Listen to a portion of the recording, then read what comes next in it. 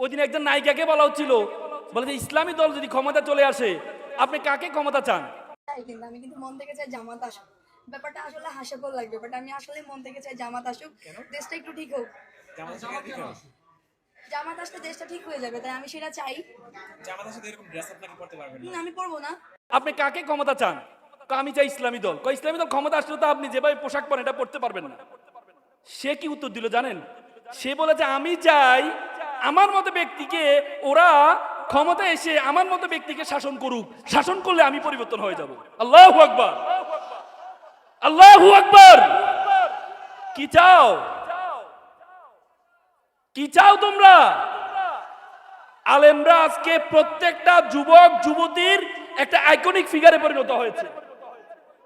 আলেমরা তো শুধু আলেম হইতে হবে, তোমাদেরকে আলেম হইতে হবে, নিজেদেরকে ছোট ভাববা না। শরীয়তের শরিয়া বিধান এস্টাবলিশ করার ক্ষেত্রে শরীয়তে কিছু নিয়ম কারণ আছে। এটাকে বলে তাদাররুজ। তাদাররুজ মানে গ্রাজুয়ালিজম, মানে শরিয়া আইনের ধারাবাহিকতা। প্রথম দিনে যদি শরিয়া আইন প্রতিষ্ঠা করতে যায় তাহলে একটা বিস্ফোরণ হবে। আমাদের রাসূল আমাদের কি শিখিয়েছেন? মদিনা শিখিয়েছেন। মদিনায় মদিনা যেটা আমাদেরকে শিখিয়েছেন, পুরোপুরি ক্ষমতায় তখন ওনার ছিল না, এই জন্য মদিনা উনি একভাবে চালিয়েছেন। যখন মক্কায় পরিপূর্ণ ক্ষমতা পেয়েছেন তখন তিনি আরেকভাবে চালিয়েছেন। যদি একদিনে শরিয়া আইন বাস্তবায়ন করা যেত তাহলে আল্লাহ তাআলা 23 বছর ধরে কোরআনকে বিভিন্ন সময় অবতীর্ণ করতেন না। একদিনে হেরা গুহায় গিয়ে জিবরাইল আলাইহিস রাসূলকে পুরো কোরআনটা দিয়ে দিতে পারতেন, কিন্তু দেন নাই। কেন দেন নাই? কারণ কোরআন তাদাররুজে বিশ্বাসী। দারাজা শব্দের অর্থ হচ্ছে সিঁড়ি। সিঁড়ি যেরকম একটা একটা করে তৈরি হয়, শরীয়তের বিধানও একটা একটা করে তৈরি করতে হবে। আল্লাহ রাসূল ইবনে আব্বাস রাদিয়াল্লাহু তাআলা আনহুর হাদিস, আল্লাহ রাসূল মুআয ইবনে জাবালকে যখন মুআয ইবনে জাবাল রাদিয়াল্লাহু তাআলা আনহুকে যখন ইয়েমেনে পাঠাচ্ছিলেন, তখন মুআয ইবনে জাবাল রাদিয়াল্লাহু তাআলা আনহুকে বলেছেন, হে মুআয, তুমি ইয়েমেনে যাচ্ছ, তারা হচ্ছে আহলি কিতাব, তোমার প্রথম কাজ হবে তুমি সেখানে গিয়ে তাদেরকে একাত্মবাদের ঘোষণা দিবা। তারা যদি একাত্মবাদটা মেনে নেয়, দ্বিতীয়ত তুমি তাদেরকে শিখাবা, নামাজের কথা বলবা। পরবর্তীতে তারা যদি নামাজও মেনে নেয়, পরবর্তীতে তুমি তাদেরকে যাকাতের কথা বলবা। তার মানে আল্লাহর রাসূল আমাদেরকে শিখিয়েছে কিভাবে গ্রাজুয়ালি শরীয়তকে এস্টাবলিশ করতে হয়। সুতরাং এখানে যারা শিক্ষার্থীরা আছো, তোমরা শুধুমাত্র ইহকালের নলেজ অর্জন করলে হবে না, সাথে সাথে জাগতিক নলেজ দুটিকে সমানভাবে যখন তুমি মাথায় নিবা তখন তোমার কাছে শরিয়াটা অনেক বেশি ক্লিয়ার হয়ে যাবে। ক্লিয়ার হয়ে যাবে। পারবা তো ইনশাআল্লাহ? তোমাদেরকে আমি কয়েকটা পরামর্শ দিয়ে কথা শেষ করব। তোমরা এখানে যারা আছো, প্রথম পরামর্শ হচ্ছে you have to B A, প্রথমে তোমরা এখানে যারা আছো প্রথমে নিজের সম্বন্ধে একটু ধারণা নিতে হবে তোমাকে। সক্রেটিস বলেছেন নো দাই সেলফ, নিজেকে জানো। আল্লাহ তাআলা কোরআনে বলেছেন ওয়াফি আনফুসিকুম, তুমি তোমাকে জানো। Who are you, where you want to go, তুমি কে, তুমি কোথায় যেতে চাও। উপমাদের সেরা কবি ফরিদউদ্দিন বলেছে উনসু মাতলু বেজা হাত দরগাহা হার তুরি গো বাজে গো খুদ্দেশা। পৃথিবী যাকে খুঁজে বেড়াচ্ছে তুমি সেই ব্যক্তি, তুমি তোমাকে খুঁজে বের করো। আগে তুমি তোমার সম্বন্ধে জানো, তুমি কে। তোমরা জানো 2006 সালে একটা অপটিক্যাল ফাইবার স্টেশন করা হয়েছিল বাংলাদেশে কক্সবাজারে, একটা অপটিক্যাল ফাইবার স্টেশন। এটা সেই Portugal, Spain, Singapore, Malaysia, Philippines হয়ে আমাদের কক্সবাজার সাথে যুক্ত হয়েছে একটা কেবল তার, যেটা দূরত্ব ছিল 17,500 কিলোমিটার।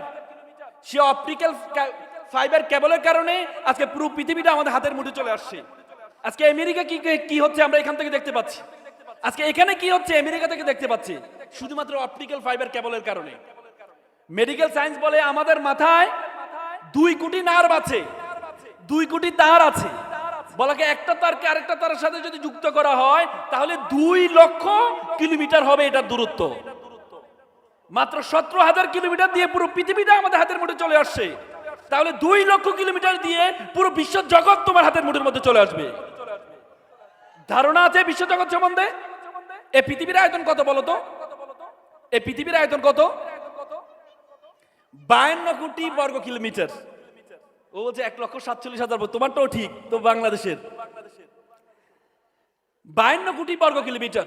এই 52 কোটি বর্গ কিলোমিটারে 5টা মহাসাগর, 7টা মহাদেশ আছে।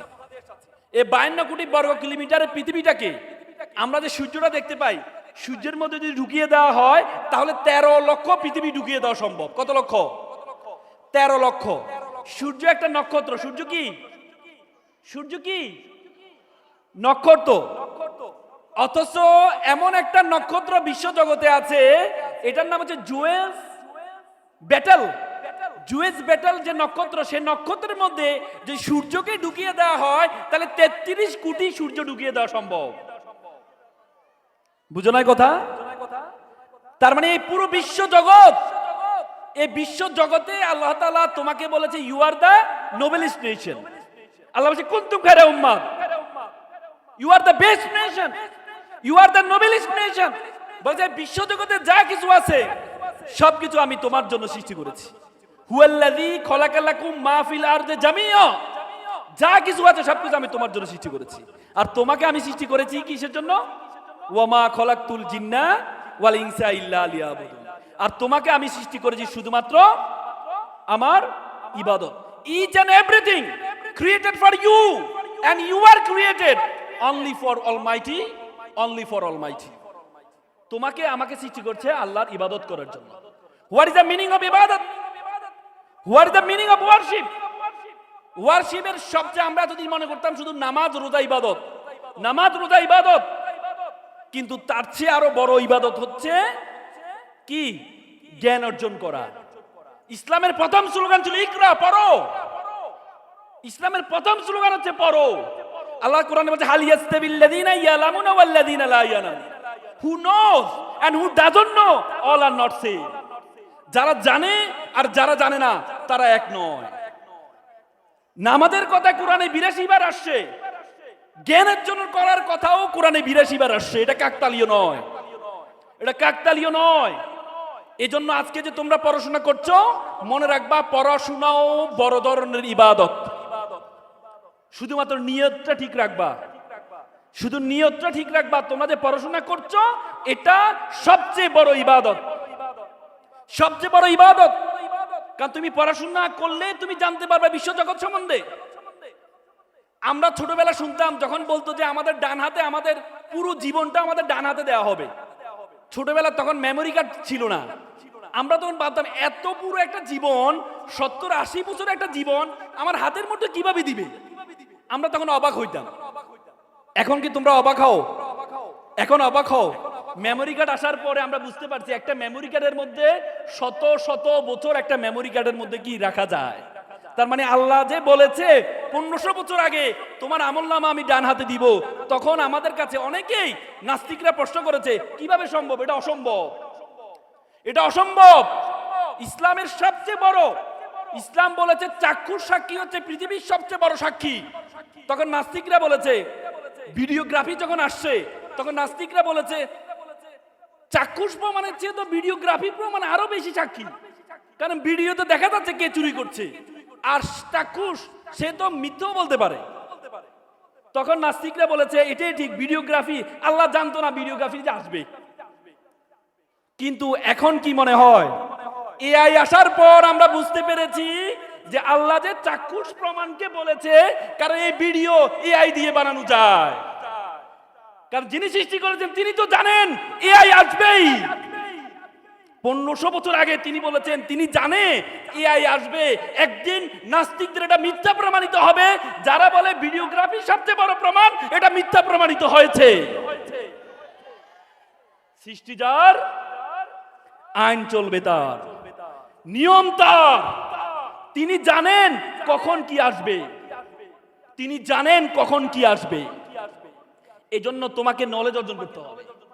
তুমি যদি নলেজ অর্জন করতে না পারো তাহলে তুমি কখনো মোকাবেলা করতে পারবা না, নাস্তিকদের মোকাবেলা করতে পারবা না।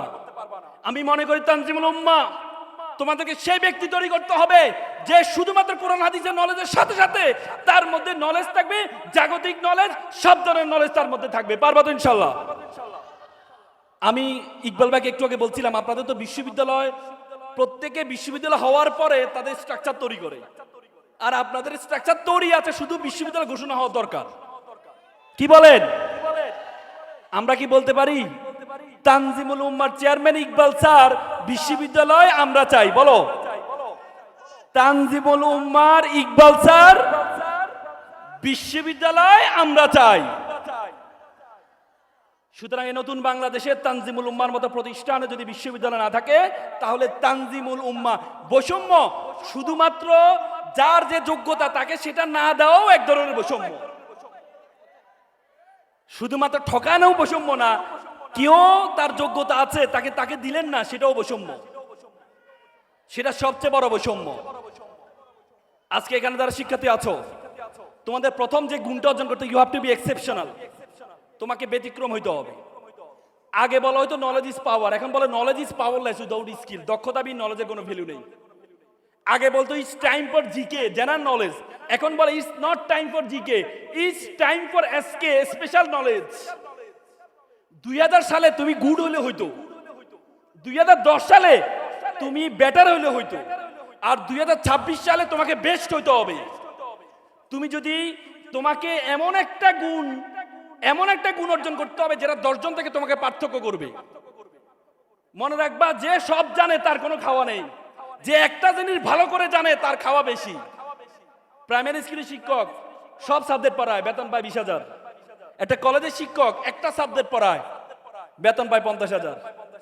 তার মানে মনে রাখবা, এখন যোগ হচ্ছে তোমাকে যে কোনো একটা বিষয় স্পেশাল হইতে হবে, যে কোনো একটা বিষয় স্পেশাল হইতে হবে। যদি না পারো, মনে রাখবা, তুমি যদি ব্যর্থ হও, পুরো পৃথিবীর সাথে তোমাকে অ্যাডজাস্ট হতে হবে। আর তুমি যদি সফল হও, পুরো পৃথিবী তোমার সাথে অ্যাডজাস্ট করবে। ব্যর্থ হইলে সুটেড বুটেড মানুষের কাছে একটা পরিহাস, আর সফল হলে ছেঁড়া পাঞ্জাবি একটা ইতিহাস হবে। সিংহাসন দরকার নাই, সিংহাসন চাইবা না, সিংহ হও, যেখানে বসবা সেটাই সিংহাসন হয়ে যাবে। তোমাদের মাদ্রাসা শিক্ষার্থীদের মধ্যে একটা সবসময় একটা মানসিকতা যে আমি হুজুর, আমার মানুষ হুজুর বলে, এই জন্য মানসা পড়তে ইচ্ছা করে না। আমাকে বাচ্চারা বলে, কয় শুধু মানসা পড়তে ইচ্ছা করে, শুধু মানুষ হুজুর বলে। আরে হুজুর,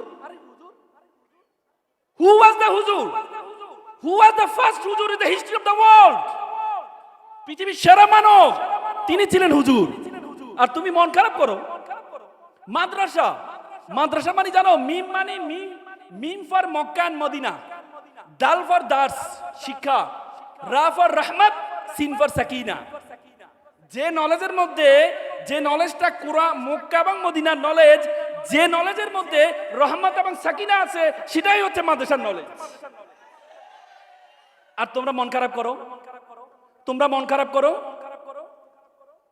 মনে রাখবা, আল ওলামা ওয়ারাসিন আনবিয়া, ওলামারা হচ্ছে কি নবীদের উত্তরসূরি।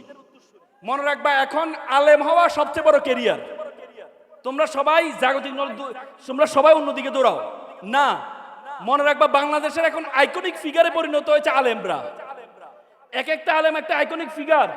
বাংলাদেশে কোন ধরনের সমালোচনার ঊর্ধ্বে যদি কোনো ব্যক্তি খোঁজো, তাহলে তুমি আলেমদেরকে খুঁজতে হবে। মিজানুর রহমান আজহারী, আহমদুল্লাহ হুজুররা আইকনিক ফিগারে পরিণত হয়েছে। তো সুতরাং তোমরা হুজুর হইলে লজ্জা পাওয়ার কিছু নেই। এখন যুবকদের আইকনে পরিণত হয়েছে। ওই দিন একজন নায়িকাকে বলা হচ্ছিল, বলে যে ইসলামী দল যদি ক্ষমতা চলে আসে, আপনি কাকে ক্ষমতা চান? আমি চাই ইসলামী দল। ইসলামী দল ক্ষমতা আসলে তো আপনি যেভাবে পোশাক পরেন এটা পড়তে পারবেন না। সে কি উত্তর দিল জানেন? সে বলেছে, আমি চাই আমার মতো ব্যক্তিকে, ওরা ক্ষমতা এসে আমার মতো ব্যক্তিকে শাসন করুক, শাসন করলে আমি পরিবর্তন হয়ে যাব। আল্লাহু আকবার, আল্লাহু আকবার। কি চাও তোমরা? আলেমরা আজকে প্রত্যেকটা যুবক যুবতীর একটা আইকনিক ফিগারে পরিণত হয়েছে। আলেমরা তো শুধু আলেম হইতে হবে, তোমাদেরকে আলেম হইতে হবে, নিজেদেরকে ছোট ভাববা না। আমাকে বলো তো, সিংহ বনের রাজা কেন বলো তো? সিংহ বনের রাজা কেন বলো তো? সিংহ কি জিরাফের মতো দেখতে বড়? হ্যাঁ, জিরাফের মতো, হাতির মতো মোটা? তাহলে সিংহ বনের রাজা এই জন্য, কারণ সিংহ নিজেকে রাজা মনে করে। আমি কয়েকদিন আগে আফ্রিকা গিয়েছিলাম, পৃথিবীর সবচেয়ে বড় সাফারি মাসাই মারা সাফারি প্রায় 500 কিলোমিটার দূরে। সেটাতে আমি একটা ল্যান্ড ক্রুজার গাড়ি নিয়ে, প্রোটেক্টেড গাড়ি নিয়ে আমরা একবারে ভিতরে বনের ভিতরে গিয়েছি, যে কিভাবে সিংহরা কাজ করে, প্রাণীগুলো কাজ করে। সেখানে দেখলাম সিংহ যে এলাকা আশেপাশে কোনো মানুষ কোনো প্রাণী নেই, সে উঠে একটা গর্জন দেয়, খাবার খায়, এরপরে ঘুমায়। মানে তার কি ভাবসাব, তার অ্যাপ্রোচ দেখলে দেখবে সিংহ, তোমরা কিছু ভিডিও দেখেছো, সিংহ যখন একবারে বয়স্ক হয়ে যায় তখন মাটি ঘুরে মাটির মধ্যে পড়ে যায়। অনেকে বলে সিংহ নিজেকে নিজে কবর দিয়ে দেয়। কারণ হচ্ছে সে যখন শক্তি কমে যায় তখন সে খাবার খুঁজে পায় না, তখন সে মাটির নিচ থেকে খাবার নিতে চায়, যে ছোট ছোট প্রাণীগুলো আছে খাবার নিতে চায়, গর্ত খুঁড়তে থাকে, কারণ সে তো আর মুভ করতে পারে না। গর্ত খুঁড়তে খুঁড়তে যখন প্রাণ নিতে গিয়ে গর্তের মধ্যে পড়ে পরবর্তী মারা যায়। অনেকে ভাবে যে সিংহ নিজেকে নিজে আত্মহত্যা দেয়। তার মানে সিংহ জীবনের শেষ পর্যন্ত সংগ্রাম করে যায়, নিজের জন্য সংগ্রাম করে, কারোর উপর ডিপেন্ডেবল হয় না, কারোর উপর নির্ভরশীল হয় না। এই জন্য সিংহ যদি নিজেকে বনের রাজা মনে করে, এই জন্য রাজা আলেমদেরকে নিজেকে রাজা ভাবতে হবে। আলেমরা কেন বড় বড় নেতাদের কাছে যাবে? বড় বড় নেতারা আলেমদের কাছে আসতে হবে। কি রে ভাই, কি সমাজ? মানুষের কাছে কেন এমপি হতে যেতে হবে আমাকে? আলেমদের কাছে বড় বড় রাজনৈতিক নেতারা আসতে হবে। আর যে কোনো আলেম তাদের কাছে যায়, মনে করতে হবে সমস্যা আছে, যাবেন না, আপনাদের কাছে আসতে হবে, আপনাদের কাছে আসতে হবে। সরি, আমার এখান থেকে 1 ঘন্টা 15 মিনিট লাগবে, এই জন্য আমি অনেক কথা বলার ছিল আপনাদের সাথে। আমি এত শুরু করলাম কথা, এর মধ্যে দেখি যে সময়। আমি আপনাদেরকে যেটি বলতে চাই, আমি আর কয়েকটি কথা বলে কথা শেষ করছি, কারণ আমি 40-এর মধ্যে চলে যেতে হবে আমাকে। আপনাদেরকে একটা নলেজ অর্জন করতে হবে, এক্সেপশন। 3টা নলেজ, 3টা ল্যাঙ্গুয়েজ শিখবা। একটা হচ্ছে তোমার মাদার টাং, বাংলা ভাষা, চমৎকার ভাবে জানতে হবে বাংলা ভাষা। বাংলা ভাষা, আমরা বাংলাকে ভালো করে বলতে পারি না, নিজের ভাষাটাকে চমৎকার ভাবে জানতে হবে, মাতৃভাষা, মাদার টাং। দ্বিতীয় হচ্ছে ধর্মীয় ভাষা, তোমার ধর্মীয় ভাষা হচ্ছে কি অ্যারাবিক, ভালোভাবে জানতে হবে। আমার জানার সুযোগ, আমি যখন ঢাকা বিশ্ববিদ্যালয়ে পড়তাম, তখন ঢাকা বিশ্ববিদ্যালয়ে একটা ভাষা ইনস্টিটিউট আছে, সেখানে আমি অ্যারাবিক এবং সংস্কৃতি ভাষা পড়ছিলাম। সংস্কৃত ভাষা পড়ছি হিন্দু ধর্মকে জানার জন্য, আর অ্যারাবিক পড়ছি নিজের ধর্মকে জানার জন্য। তো তোমাদেরকে এই ধর্মীয় ভাষা। তৃতীয় হচ্ছে তোমার আন্তর্জাতিক ভাষা, যেটার মাধ্যমে তুমি আন্তর্জাতিকভাবে নিজের ধর্মকে প্রচার করতে পারবা। এই 3টি ভাষা তোমাদেরকে জানতে হবে। পারবা তো? পারবা তো? এখন থেকে শুরু করো। ল্যাঙ্গুয়েজ ক্লাব আছে, ল্যাঙ্গুয়েজ ক্লাবে ভর্তি হয়ে যাও। ডিবেটিং ক্লাব আছে তানজিমুল উম্মাহ, সেখানে ভর্তি হয়ে যাও, ভাষা শিখো। পারবা তো? তারপরে হচ্ছে আইটি নলেজ, কম্পিউটার নলেজ। মনে রাখবা, আগামী বিশ্ব একটা গবেষণা আছে, 40 লক্ষ ড্রাইভার তার চাকরি হারাবে, 30 লক্ষ শিক্ষক তার চাকরি হারাবে, কারণ এখন এআই শিক্ষক বের হচ্ছে। 30 লক্ষ ব্যাংকার তার চাকরি হারাবে। এখন আর ব্যাংকগুলো কর্মকর্তা দিয়ে চলবে না। আমি কিছুদিন চায়নায় গিয়েছি, চায়না কোনো ভয় নেই, এটা রোবট আসে আমাদের খাবার দিয়ে যায়, অর্ডার দিবা, আবার খাওয়ার টাকাও নিয়ে যায়, খাবারও দিয়ে যায়। তার মানে কি, আগামীর বিশ্ব তোমাদের জন্য খুব চ্যালেঞ্জিং হবে। এই জন্য আইটি নলেজ গ্যাদার করতে হবে। মনে রাখবা বাংলাদেশে 60 লক্ষ বেকার আছে, অশিক্ষিত কোনো মানুষ বেকার নেই বাংলাদেশে। কারণ অশিক্ষিত মানুষ মনে করে যে আমাকে যে কোনো একটা কিছু করে আমাকে সার্ভাইভ করতে হবে। বাংলাদেশে সবচেয়ে বেশি বেকার হচ্ছে শিক্ষিত মানুষ, 60 লক্ষ বেকার। এজন্য আমি চাই না বিশ্ববিদ্যালয়গুলোতে, জাতীয় বিশ্ববিদ্যালয় থেকে পায় প্রতি বছর যে পরিমাণ বের হয় তার 60% বেকার হয়ে যায়। আমি মনে করি তানজিমুল উম্মাহ থেকে তোমরা বের হওয়ার পর, তানজিমুল উম্মাহ যখন বিশ্ববিদ্যালয় হবে, তারপর তানজিমুল উম্মাহ থেকে বের হওয়ার পর তোমরা এক একটা বারুদে পরিণত হবা। পারবা তো ইনশাল্লাহ? পারবা তো ইনশাল্লাহ? নিজেকে কখনো ছোট ভাববা না। আল্লাহ তাআলা কোরআনে বলেছেন, লাকাদ খালাকনাল ইনসানা ফি আহসানি তাকওয়িম, তোমাকে আমি উত্তম আকৃতি দিয়ে সৃষ্টি করেছি। এই আয়াতটা বলার জন্য আল্লাহ 4-5 বার কসম খাইছেন। আল্লাহ বলছে ওয়া তিনের কসম, ওয়া তুরি সিনিন, সিনা পর্বতের কসম, ওয়া হাযাল বালাদিল আমিন, শহরের কসম, লাকাদ খালাকনাল ইনসানা ফি আহসানি তাকওয়িম। এই চারটা কসম দিয়ে আল্লাহ বলেছেন আমি তোমাকে উত্তম আকৃতি দিয়ে সৃষ্টি করেছি, তোমাকে অনর্থক সৃষ্টি করে নাই। আল্লাহ বলেছে ওয়ামা খালাকনাস সামা ওয়ামা বাইনাহুমা বাতিলান, আমি কাউকে অনর্থক সৃষ্টি করিনি, তোমাকে অনর্থক সৃষ্টি করে নাই। মন খারাপ করবা না, তোমাকে এমন একটা যোগ্যতার জন্য আল্লাহ সৃষ্টি করেছে, সে যোগ্যতা পর্যন্ত যেতে পারো নাই বলেই তুমি মনে করো আল্লাহ তাআলা তোমাকে অনর্থক সৃষ্টি করেছে। পারবা তো যোগ্যতা অর্জন করতে? পারবা তো? আমি আর কথা বাড়াবো না, আমি তোমাদের প্রতি উদ্যত আহ্বান থাকবে, তোমরা স্কিল সাথে ভালো স্বপ্ন দেখবা, তারপর হচ্ছে রিড বুক, প্রচুর পরিমাণ বই পড়বা, প্রচুর পরিমাণ বই। আমরা বই পড়ি কিন্তু ফেসবুক পড়ি, অন্য বই পড়ি না। ফেসবুকে লোগো দেখছো তোমরা? এই লোগোটা এরকম দেখছো, মানে যে ফেসবুক বেশি বেশি ব্যবহার করবে এই সময় তার মাথাটা নিচের দিকে চলে যাবে এভাবে। তার মানে এই ফেসবুকের লোগোটা হচ্ছে এরকম। আমরা বিশ্ববিদ্যালয়ে ভর্তি হওয়ার আগে পর্যন্ত ফেসবুক ব্যবহার করি নাই। তোমরা এখন ফেসবুক ব্যবহার করার সময় নয়, টিকটক ব্যবহার করার সময় নয়। টিকটক যিনি তৈরি করেছেন জাং ইয়ামিন, চাইনিজ, তিনি বলেছেন TikTok was created for unstable and jobless people. আমি টিকটক বানাইছি বাদাইম্মা যার কোনো কাজ নাই তাদের জন্য আমি টিকটক বানাইছি। আর বাংলাদেশে মনে হয় সবচেয়ে বেশি বাদাইম্মা আছে। TikTok celebrity, TikTok celebrity. আল্লামা ইকবাল বলছে হায় দুনিয়া সে মাকসাদ হায়, হায় দুনিয়াতে আমার দুনিয়া আসার উদ্দেশ্য কি? আমার দুনিয়া আসার উদ্দেশ্য কি? তোমাকে দুনিয়া আসার উদ্দেশ্য হচ্ছে তোমাকে প্রচুর পরিমাণ বই পড়তে। পারবা তো ইনশাল্লাহ? পারবা তো?